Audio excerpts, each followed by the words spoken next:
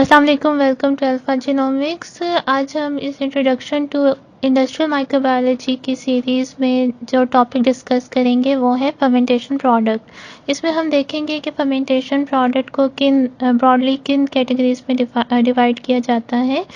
अगर हम broad terms में देखें, in terms of volume and in terms of price या इन टर्म्स ऑफ वैल्यू, तो दो कैटेगरीज बनाई जाती हैं फर्मेंटेशन प्रोडक्ट की। एक कैटेगरी है high volume low value product और सेकंड कैटेगरी होती है low volume and high value product. अब इन दोनों कैटेगरीज का मतलब क्या है? High volume low value product का मतलब है कि ये ज़्यादा वॉल्यूम में प्रोड्यूस होती हैं। जब आप फर्मेंटेशन करवाते हैं तो इसका कंटेंट बहुत ज़्यादा बनता है, इसकी अमाउंट बहुत ज़्यादा बनती है। अब ये एक जनरल रूल है कि जो चीज़ बहुत ज़्यादा बनती है वो आमतौर पर कॉस्टली नहीं होती, वो कंपैरेटिवली चीप होती है। और जो चीज़ तादाद में कम बनती है उसको फिर हमें प्योरीफाई करने में भी काफ़ी कॉस्ट लग जाती है और फिर हर स्टेज पे चूँकि कुछ ना कुछ लॉस भी हो जाती है, इसलिए अल्टीमेटली उसकी प्राइस ज़्यादा होती है। तो इन बेसिस की बिना पे प्रोडक्ट्स को टू कैटेगरीज में डिवाइड किया जाता है। एक high volume low value product, यानी कि ऐसी प्रोडक्ट जो बहुत ज़्यादा अमाउंट में बनती है लेकिन उनकी वैल्यू कम होती है, और दूसरी लो volume high value product, like ऐसी प्रोडक्ट जो बहुत कम वॉल्यूम में प्रोड्यूस होती है लेकिन उनकी वैल्यू मतलब उनकी प्राइस ज़्यादा होती है। अगर हम इनकी एग्जांपल्स की बात करें, high volume low value product यानी कि वो प्रोडक्ट जो ज़्यादा तादाद में ज़्यादा मिकदार में प्रोड्यूस होती हैं, उनमें आमतौर पे फूड या बेवरेजेस आ जाती हैं। जैसे अगर आप दही की मिसाल ले लें, दही जब आप बनाते हैं, दही की फर्मेंटेशन करते हैं, तो वो अगर आप जितने भी दूध में अपना कल्चर डालेंगे, अपना इनोकुलम डालेंगे, वो सारे का सारा दही में कन्वर्ट हो जाता है। यानी कि बहुत हाई वॉल्यूम में आपके पास दही बन जाता है आफ्टर फर्मेंटेशन। लेकिन चूंकि ये बहुत ज़्यादा अमाउंट में आराम से बन जाता है, इसमें बहुत ज़्यादा कंटेमिनेशन के इश्यूज बहुत ज़्यादा नहीं होते हैं, तो इस वजह से ये कंपैरेटिवली चीप होता है, यानी कि इसकी वैल्यू कम होती है। अगर हम सेकंड एग्जांपल की बात करें जो कि लो वॉल्यूम और हाई वैल्यू प्रोडक्ट है, यानी कि जो बहुत कम अमाउंट में प्रोड्यूस होते हैं लेकिन बहुत ज़्यादा इनकी वैल्यू होती है, उसमें फार्मास्यूटिकल कंपाउंड्स ख़ास तौर पे आते हैं, जैसे कि एंटीबायोटिक्स हो गई।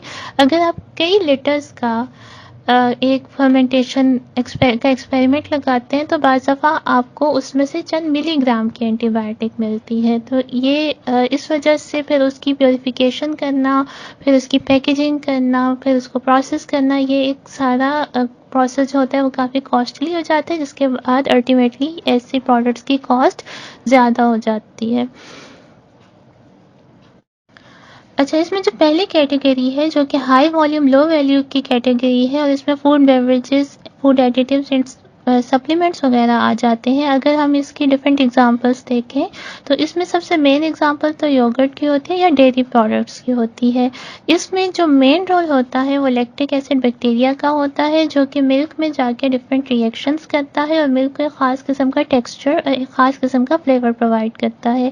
उसके अलावा इसमें एक और जो एग्जांपल आती है वो यीस्ट की आती है, जो कि अल्कोहल बनाने में या फिर कह लें आप एथेनॉल बनाने में इन्वॉल्व होती है।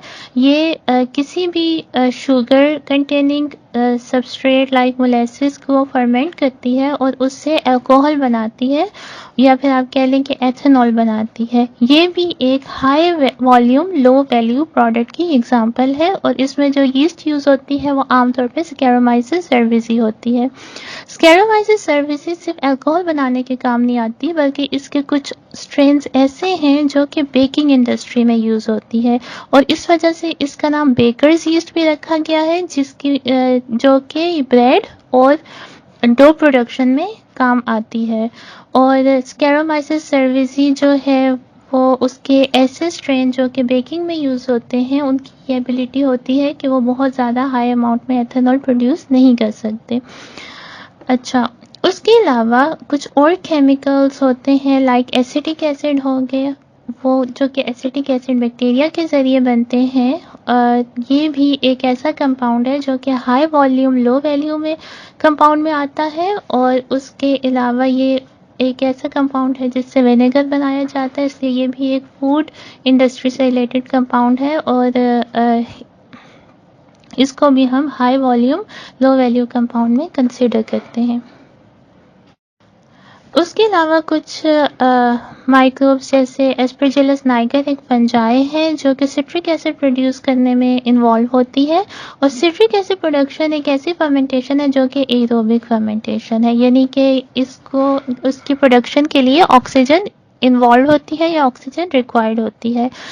अब हम दूसरी कैटेगरी की बात करते हैं जिसमें low volume high value products आ जाते हैं, यानी कि जो कम अमाउंट में प्रोड्यूस होते हैं और ज़्यादा कीमत के होते हैं। इसमें जो मेन एग्जांपल है वो हेल्थ केयर प्रोडक्ट्स की आती है, जैसे कि एंटीबायोटिक्स हो गई, और आमतौर पे एंटीबायोटिक्स जो हैं वो सेकेंडरी मेटाबोलाइट्स होती हैं। अच्छा, अगर हम इसके एग्जांपल्स देखें तो कुछ beta lactam antibiotics like penicillin, cephalosporin या फिर अमीनोग्लाइकोसाइड्स जैसे स्ट्रेप्टोमाइसिन या टेट्रासाइक्लिन, ये सारी एग्जांपल्स जो हैं ये लो वॉल्यूम हाई वैल्यू प्रोडक्ट की एग्जांपल्स हैं। उसके अलावा रिसेंटली इंसुलिन और इंटरफेरॉन जो ह्यूमन ग्रोथ हार्मोन्स हैं उनकी प्रोडक्शन भी माइक्रो ऑर्गेनिज्म के ज़रिए स्टार्ट की गई है। ये सब जो है ये लो वॉल्यूम हाई वैल्यू प्रोडक्ट्स की एग्जांपल्स हैं। आज हम लोगों ने डिस्कस किया है कि इस फर्मेंटेशन की जो प्रोडक्ट्स होती हैं वो किन किन टाइप्स की होती हैं और उनको किन बेसिस पे कैटेगराइज किया जाता है। If you like our video, please subscribe to our channel and click on bell icon for further notification. Thank you.